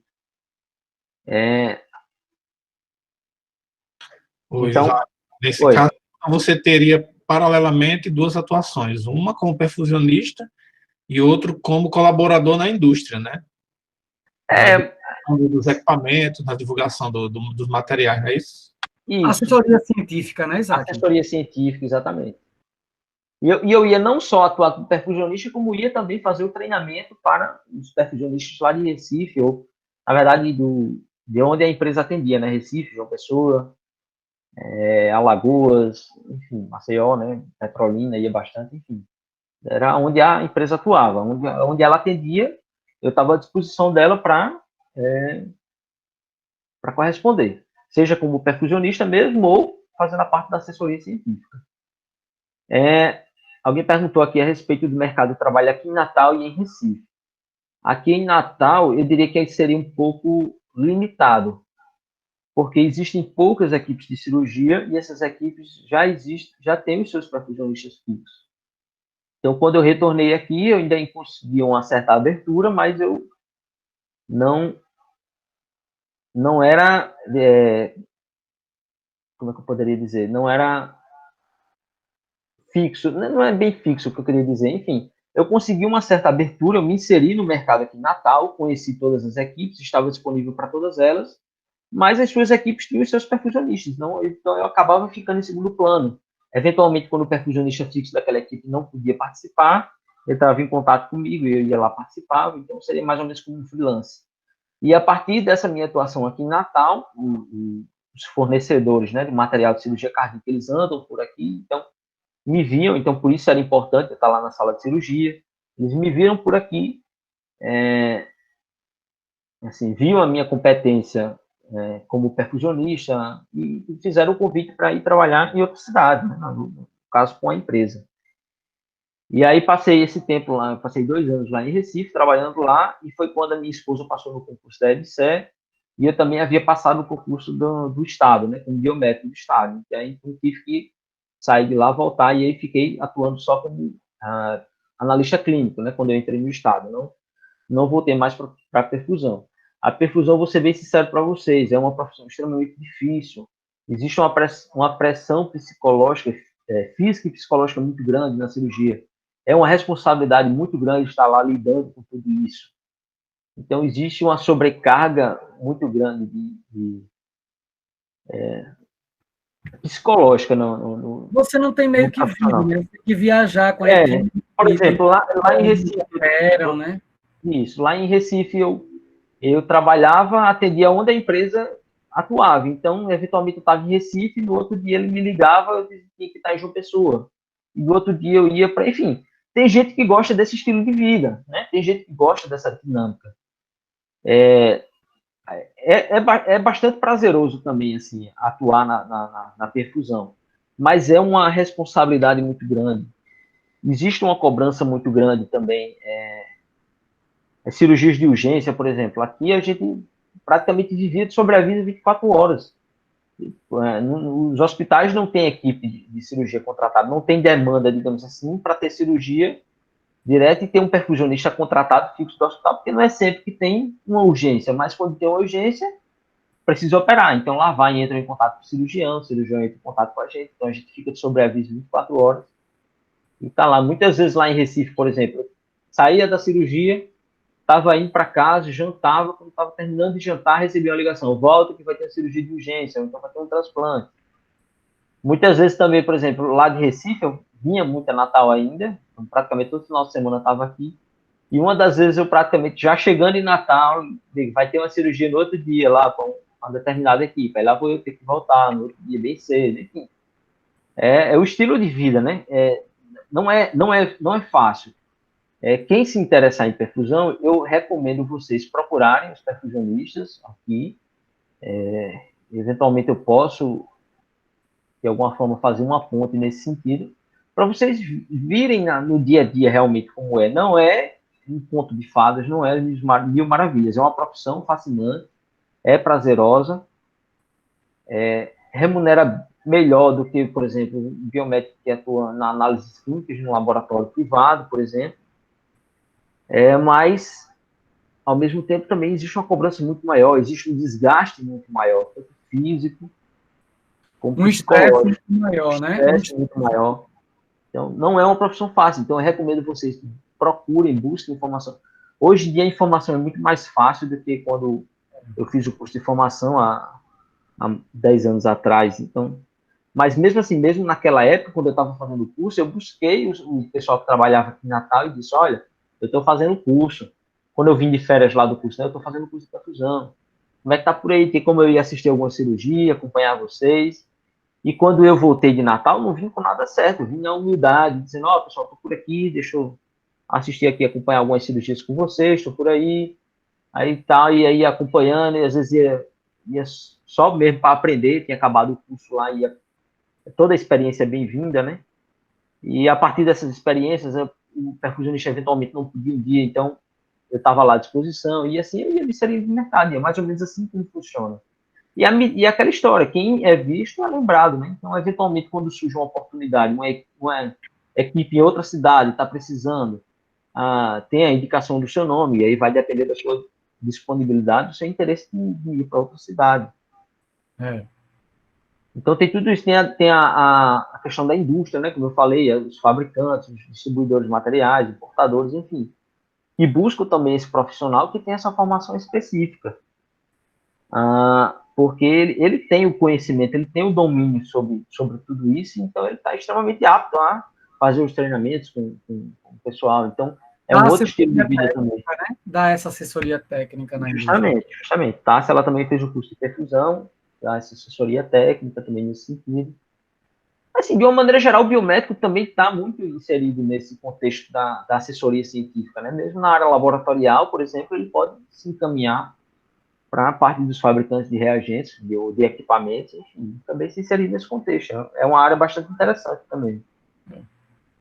Especificamente com a perfusão, eu acho assim, vai de cada um, né, Isaac? Tem gente que realmente gosta dessa vida, que é muito corrida, de estar viajando o tempo inteiro, não tem problema de dar plantão, de ficar sobreaviso. Tem gente que realmente gosta e se adapta e vive a vida inteira fazendo isso. Isso, exato. Por exemplo, utilizando o meu exemplo pessoal, né? Quando eu comecei na perfusão há 10 anos, eu era solteiro, eu não tinha filhos, enfim. Nesse meio tempo casei, tive filho, precisei me estabelecer, precisei de uma vida mais tranquila, digamos assim, mais prevista, mais regular. Aí imagina, por exemplo, eu estou com minha filha, porque minha esposa está de plantão, um exemplo, eu estou com minha filha e ligo o cirurgião me chamando para ir para a cirurgia de urgência, por que eu vou deixar minha filha, por exemplo, né? Então é uma outra dinâmica, isso vai depender muito da condição da pessoa, né? Da realidade de cada indivíduo. Né? Então é muito complexo essa questão do mercado de trabalho, diante de todos esses cenários, por exemplo, de atuação perfusionista. Sim, além disso, também tem os concursos para perfusionistas, são extremamente raros, mas existem. Na EBSER, por exemplo, teve concurso para perfusionista, mas era lá no plano de cargos dele específico para enfermeiro. Eu ainda prestei esse concurso, fui aprovado, fui chamado, mas não pude assumir porque, obviamente, sou biomédico, o cargo era para enfermeiro. Entrei na justiça e estou pleiteando assumir, né, o cargo. Enfim, depende muito da justiça também numa situação dessa, né? Por exemplo, foi negado no primeiro pedido, e aí foi recorrido ao tribunal, e aí a gente, enquanto isso, está aguardando, né? Por exemplo. Não é sempre, é como o biomédico de uma maneira geral, concurso para biomédico nem sempre há essas facilidades, né? A gente sempre tem essa dificuldade, com a perfusão também não é diferente. Com certeza, o campo para o perfusionista é muito mais abrangente, muito maior, fora de Natal, sem dúvida. São Paulo, sem dúvida nenhuma, é o grande centro da cirurgia cardíaca no Brasil, é o grande polo médico do Brasil. Recife também é um grande polo médico, também tem uma boa demanda de perfusionistas, lá também conheci bastante gente lá, bastante equipe, muitos cirurgiões, muitos perfusionistas por lá. Mas, ao mesmo tempo, o profissional mesmo que tem a formação específica, né, para perfusionista, às vezes é relativamente raro. Muitas vezes, o perfusionista que está lá trabalhando, ele nem sequer tem nível superior. Foi o cirurgião, justamente pela dificuldade de conseguir o profissional habilitado, ele pega um técnico de enfermagem, por exemplo, e treina ele para manusear o equipamento. Mas aí, será que ele vai ter todo o domínio daquilo tudo que a gente falou, né? Da condição da fisiologia, do contexto da saúde humana, da biologia humana, de uma maneira geral? Será que ele vai ter todo esse conceito, né? Então, tem tudo isso. E é justamente o que essa regulamentação da profissão visa, né? É diminuir esse tipo de amadorismo, digamos assim.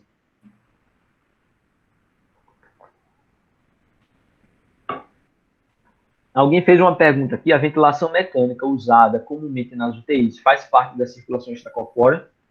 Não. A ventilação mecânica propriamente dita não. Inclusive é uma atribuição do fisioterapeuta. Porém, em algumas circunstâncias na UTI, por exemplo, digamos que na cirurgia, no final da cirurgia, fez a correção do coração e o coração não bateu de jeito nenhum. E aí existe o que a gente chama de suporte circulatório. Então, a gente vai conectar um circuito de SEC, assim, didaticamente falando, resumidamente falando, um circuito de SEC de longa duração, que é o que se chama ECMO, por exemplo. Então, a gente vai instalar esse circuito de ECMO no paciente e vai levar o paciente para a UTI com esse circuito. Então, lá na UTI, o perfusionista também atua, por exemplo, na condução desse circuito de ECMO, né? Que seria como se fosse uma SEC a longo prazo, mas a ventilação mecânica propriamente dita não é uma atribuição do perfusionista, não. Não faz parte da circulação extracorpórea. Tá? Como eu havia falado, alguns links que eu poderia deixar para vocês, é o link da Sociedade Brasileira de Circulação Extracorpórea.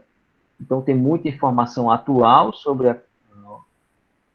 a profissão do perfusionista, né, propriamente dito, sobre os cursos, onde existem os cursos de formação, seja a nível de curso de formação, capacitação, seja a nível de especialização, seja a nível de mestrado, lá tem bastante informação.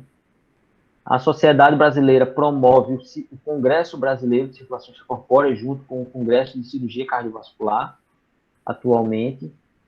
E a Sociedade Brasileira também promove a certificação, né, que é o título de especialista em perfusão, que você faz uma prova escrita, uma prova teórica, e comprova que você atuou em determinado número de perfusões como perfusionista. E aí, a partir disso aí, você tem a titulação como perfusionista pela Sociedade Brasileira. Não é o título de especialista lato sensu, né? Propriamente dita. O título é uma certificação, digamos assim. Né? Você, perante os seus pares, você realmente é reconhecido como especialista em perfusão. Tem um outro site aqui, Perfline, que também traz bastante perfusão, bastante informação sobre a perfusão em si, sobre a circulação extracorpórea. O próprio site da Sociedade Brasileira de Cirurgia Cardiovascular, tem o site da Sociedade Brasileira de Residências de Cirurgia Cardiovascular, também tem bastante informação, tem bastante aula. Com certeza no YouTube também se acha muita coisa interessante hoje. Então, o que eu posso dizer a vocês é busquem. Um grande trunfo que vocês estão tendo, por exemplo, é esse tipo de palestra que a gente está tendo aqui, do contato com o biomédico que já atua no mercado de trabalho, seja ele em qual habilitação for. E na minha época, por exemplo, a gente não teve esse privilégio. Então, quem sabe, quanto mais informação a gente tem, obviamente, mais bem preparado a gente está para escolher o nosso direcionamento, né? direcionar a nossa formação, propriamente dita, é por onde a gente vai percorrer. Então, isso aqui já é um grande benefício para vocês nesse sentido, mas o que eu posso dizer é sempre, busquem a informação, não fique esperando, que não vai cair no colo, e a gente tem que correr atrás, tem que ir buscar. Como tudo na vida, né? A gente tem que correr atrás e buscar. Uma outra pergunta aqui que estão fazendo, né? Como foi a sua pós? Se ela foi paga, teve um processo seletivo. O do INCOR, atualmente, por exemplo, na época que eu fiz, era um curso de formação. Eu não tenho título de especialista lato sensu, por exemplo, é um curso de formação. Apesar de ser uma carga horária relativamente alta, foi praticamente a mesma carga horária da minha graduação, no período de 1 ano. Tanto a gente tem tanto aula teórica como a prática mesmo. A gente vai aprender a manusear todo o circuito, né? E aí lá, essa pós-graduação que eu fiz na época, esse curso de formação, ele era pago. Mas eu tive que fazer uma seleção, teve um processo seletivo, teve uma prova que a gente teve que responder lá, e também teve uma entrevista e análise de currículo. Né? Eu lembro muito bem, uma das perguntas da prova era: descreva os mecanismos de regulação da pressão arterial. Quando vocês estiverem estudando fisiologia, vocês vão ver que é metade do Guyton praticamente falando sobre os mecanismos de regulação da pressão arterial. E aí eu realmente me dediquei, estudei para valer, devorei o Guyton para poder ir lá e responder essa prova. E assim, não foi só pela prova em si também, né? Tudo que a gente faz ali é fundamental, né, hoje em dia. Tudo isso está extremamente relacionado à atuação profissional. Mas lá, por exemplo, hoje, existe o curso de especialização também, que é pago, e existe a residência, que seria como se fosse uma residência muito profissional, né? Que é aberta para biomédico, enfermeiro, fisioterapeuta, acho que, não sei se biólogo, farmacêutico, enfim. E você faz o processo seletivo de residência. Na Unifesp existe o curso de especialização, lá é gratuito, né? Na Universidade Medicina, na Universidade Federal, na Unifesp, enfim, Escola Paulista de Medicina, chegou. Lá existe o curso de especialização, é um processo seletivo e o curso não era pago, pelo menos na época que eu estava mais ou menos relacionado, na época do curso, né? Existem os cursos de pós-graduação pagos, existem aqueles que são... Existe mestrado, eu sei que existe mestrado em perfusão também, em Campinas. Tem um curso em Campinas, não sei se ele é pago ou se não é. Mas, enfim, existem diversas modalidades. Basicamente é isso. Estou à disposição para responder alguma pergunta que vocês eventualmente tenham.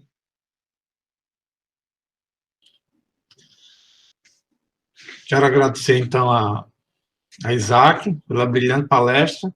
Eu gostei muito porque Isaac colocou a realidade, né, bem próxima para vocês, mostrando, né, inclusive a presença dele, né, manuseando equipamento, toda a parte psicológica. Eu ia fazer essa pergunta que você acabou, né, falando, né?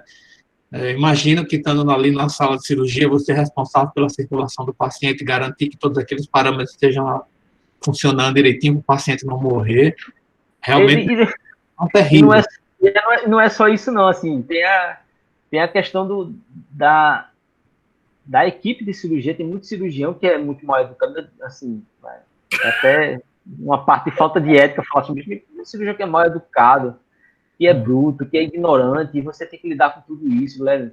Cirurgião gritando dentro de sala de cirurgia, mas enfim, a gente tem que entender também que está numa condição crítica ali da cirurgia, né? O cirurgião também é o principal. Ele está tenso também, né? Ele também está tenso. Às vezes está numa condição adversa lá e realmente a gente tem que correr atrás para salvar o paciente, realmente, para dar o nosso melhor, né? Porque, na verdade, lidar com médico não é uma coisa fácil. Não é fácil, né? E numa situação de tensão ainda é pior, né? Pois é, aí, dependendo da condição lá da cirurgia, dependendo da educação, né, do cirurgião, eu convivi também com cirurgiões fantásticos, eram extremamente educados, acessíveis, parceiros, mas também convivi com um cirurgião que era um ignorante, cavalo batizado, dava esporro, batia a cabeça na parede. Existe isso aí, existe em todo canto, né? Na verdade, isso. Esse tipo de dificuldade faz parte do relacionamento humano. E a pessoa tem que estar preparada para isso também, sabe? Assim, se a pessoa não tem um preparo psicológico... Não querer ir embora, né? por exemplo, a gente tem que estar preparado para lidar com as situações adversas que acontecem na cirurgia, as intercorrências. Digamos, vai lá, um tubo daquele furou, está vazando sangue, ou começou a coagular o circuito, enfim, diversas circunstâncias. Né? No curso de formação, a gente aprende a lidar com isso. E a gente tem que estar preparado a lidar com isso, como já aconteceu com eu. Por exemplo, falta energia, enfim, diversas condições adversas que acontecem, a gente tem que estar preparado e tem que estar, apesar de ninguém querer que isso aconteça, mas a gente tem que estar ali pronto para eventualmente atuar numa condição de reoperação. Por exemplo, tem que montar o circuito dentro de 1 minuto, aqui é um circuito complexo, você tem que montar extremamente rápido, porque quanto mais rápido você entrar, maior a sua chance de salvar o paciente, enfim. A gente tem que estar muito bem preparado com relação a isso também. Né? Então, tem a questão psicológica também por esse lado. Como aconteceu diversas vezes comigo, acabou a cirurgia, tá tudo bem, a gente tá lá, às vezes sai para tomar um cafezinho, beber água, ir ao banheiro, quando vê, corre, volta que o paciente tá parando, volta, vamos entrar em seco de novo, e lá vai você ter que retomar tudo, às vezes o circuito não serve mais, você tem que montar outro circuito nas pressas, enfim. Aquele circuito que a gente viu lá, ele é descartável, de uso único, né? E, por exemplo, digamos que lá no final da cirurgia, uma cirurgia está se estendendo um pouco mais, passou um certo tempo e aquele circuito ali não vai mais ser útil, porque ali já está começando a haver coagulação dentro daquele circuito ali, né? Enquanto o sangue está circulando, digamos assim, a gente consegue controlar a circulação, mas na hora que o circuito parou, começa a coagular tudo lá e aí depois você tem que montar um circuito dentro de 1 minuto. Às vezes o paciente não está de bomba, você tem que estar com o olho na perfusão e montando o circuito de ECMO do lado, que é um outro circuito, né? E aí conduzir esse ECMO também não é fácil. Tem diversas circunstâncias diversas a gente enfrenta, como eu estou falando aí, adrenalina pura, né? Ô, Isaac, me diz uma coisa, tu já calculou quanto custa um circuito completo desse para a cirurgia? Depende do fabricante, depende do... É o que eu estou dizendo, depende do fabricante, depende se a cirurgia é para o SUS, depende se a cirurgia é para convênio. Então, isso aí vai ser a condição comercial, né? Digamos assim. Mas, se eu não me engano, o SUS pagava 1.500 alguma coisa pelo circuito de perfusão. Então, particular, com certeza, isso passa de 20 mil, né? É mais, 20 mil não, mas é mais caro. Mas, ao mesmo tempo, no particular, a gente tem condição de usar mais coisa. Por exemplo, o SUS não cobre daquele circuito. Por exemplo, a gente tem condições de usar uma bomba centrífuga que o SUS não cobre, que é uma bomba que tem um melhor desempenho. E quando a gente utiliza no SUS, é o hospital que compra o próprio custo, né? Ele assume esse custo, digamos assim. A gente tem condições de utilizar, por exemplo, um hemoconcentrador, que às vezes o SUS não cobre, então o hospital do SUS não compra, enfim. É muito variável. Ao mesmo tempo, digamos, lá no SUS a gente usa o material de um determinado fabricante, mas que é o simples, digamos assim, mas que desempenha a sua função.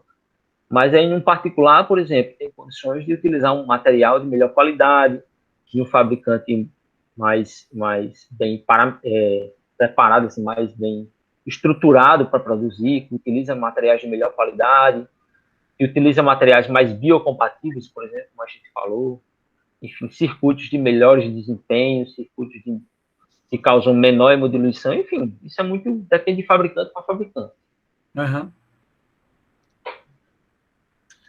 É isso aí. Alguém quer fazer mais alguma pergunta? Chegamos já aí a quase 10h30 da noite. Foi muito bom. Salário. Pois é, como eu falei, é muito variável, depende da equipe de cirurgia que você está trabalhando, por exemplo. Se você receber por cirurgia, digamos que você receba 200%, seja um freelance, por exemplo. Digamos que você receba... É porque eu já estou há algum tempo fora do mercado, não posso responder tão fielmente, mas a título ilustrativo, digamos que você receba 200 por cirurgia como freelance. Se você fizer 2 cirurgias por dia, uma manhã e uma tarde, durante todos os dias úteis do mês, seriam 20 dias, né? Faça umas contas aí, quanto é que você consegue tirar. 4 cirurgias por dia, 10 dá 4.000. 20 cirurgias, enfim. 8.000. Mas depende, por exemplo, depende da demanda. Mas aí, para você fazer 2 cirurgias todos os dias da semana, é uma sobrecarga de trabalho muito grande. Então, será que o corpo aguenta tudo isso, né? Acho que vale a pena ganhar esse dinheiro também. Ô, Isaac, qual foi o máximo que você já ganhou como perfusionista? Tu lembra? Por exemplo, lá em Recife, quando eu trabalhei com a empresa lá, eu recebi um salário. Eram duas empresas do mesmo dono lá.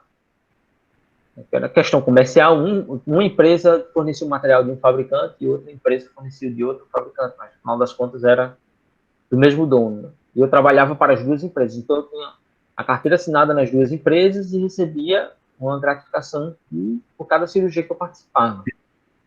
Se eu não me engano, eu recebia... Ixi, agora me fugiu a memória. Eu acho que era 1.500 por cada empresa. Então tinha... Era 3.000, né? Digamos que essa parte de assessoria científica, por exemplo, em carteira assinada, e recebia por fora uma gratificação de R$100 por cada cirurgia que eu fazia. E a empresa me garantia em torno de 15 a 20 cirurgias por mês. Então, às vezes, conseguia tirar 5, 6 mil reais, dependendo da quantidade de cirurgias que eu fazia. Enfim, depende muito. Tem perfusionista que consegue, depende da sua experiência, depende se você trabalha para um hospital, o hospital contrata com você com um salário de nível superior, por exemplo. Um hospital particular, a gente sabe que, infelizmente, paga miséria aqui para o profissional de nível superior, né? De uma maneira geral, enfermeiro, biomédico, enfim. Não é médico, né? O resto. É médico, é isso. O resto, exatamente. O resto. Mas aí, por exemplo, dependendo do seu acordo com a equipe de cirurgia, você consegue ganhar um pouco melhor. E, por exemplo, digamos se a cirurgia, você trabalha só para o SUS, você recebe um valor. Se você trabalha SUS e convênio, na cirurgia de convênio, você consegue pagar um pouquinho melhor, porque a equipe cirúrgica como um todo recebe mais, né, do convênio em si. Os honorários da equipe cirúrgica, então o perfusionista naturalmente recebe melhor. Agora também tem cirurgião desonesto também, que ele quer pagar cada vez menos, né? Tem o cirurgião que chama justamente o técnico de enfermagem para girar o rolete lá, como a gente brinca, como a gente diz. Chama o técnico de enfermagem para girar o rolete para ele ficar com mais dinheiro no bolso, porque não quer pagar um perfusionista, entendeu? Tem profissionais e profissionais, a gente sabe isso, que em qualquer profissão existe isso. Infelizmente, né? Infelizmente, Dúvidas? Mais alguém? Não?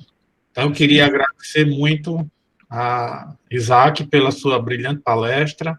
Acho que foi bastante esclarecedor. Algumas pessoas dessa turma me pediram para ver perfusão, tinha muita gente interessada. É uma área bastante interessante, né? E que assim, o biomédico ainda está se inserindo, eu diria assim, né? Tem espaço para que a biomédica ocupe. Aqui em Natal, é mais restrito o campo, mas quando a gente vai lá para fora, a gente vê que praticamente é só biomédico que é perfusionista lá em São Paulo. No INCOL, lá em São Paulo, a maioria do pessoal era biomédico. Quando tinha concurso para perfusionista lá, quem passava era a turma de biomédico. Enfim. Realmente, assim, sendo bem sincero, eu acho que realmente o biomédico ele é muito mais bem preparado para perfusão do que o enfermeiro, do que um fisioterapeuta, por exemplo. O biomédico ele tem todo essa base da fisiologia humana muito bem fundamentada que ajuda a conduzir tudo isso, né? A ter tudo isso na mente na hora de fazer o melhor lá da cirurgia. É isso aí. Então, espero que tenha sido produtivo para todos os alunos, né? Acho que tiveram uma visão bem interessante a respeito de mais essa área de habilitação, especialmente aonde obter essa habilitação, como fazer, que coisas precisa estudar, né? E aí, em nome da turma, queria agradecer a Isaac, né, pela palestra, pela colaboração que está dando com o curso de biomedicina, do qual ele se formou, né? Eu me lembro, agora recordando quando você falou aqui que não teve a oportunidade de ter uma palestra desse tipo, né? Realmente não teve porque não havia biomédicos antes, né? E essa disciplina era dada lá na filosofia, lembra? O meu professor o Etos, era deontologia médica, eu esqueci o nome do professor. O tempo inteiro, o professor era professor de filosofia, ele dava aula lá de eugenia, enfim, mas no final das contas... Então, Isaac, muito obrigado, fiquei muito feliz com a sua colaboração, vai ajudar muito os meninos aí no prosseguimento da carreira, isso reforça ainda mais a categoria de biomédico, agora que a gente já tem o sindicato aqui, né, no futuro esses meninos vão estar aí. Esses dias, falar em categoria, esses dias eu recebi uma visita do fiscal do Conselho de Biomedicina lá no Hemonorte.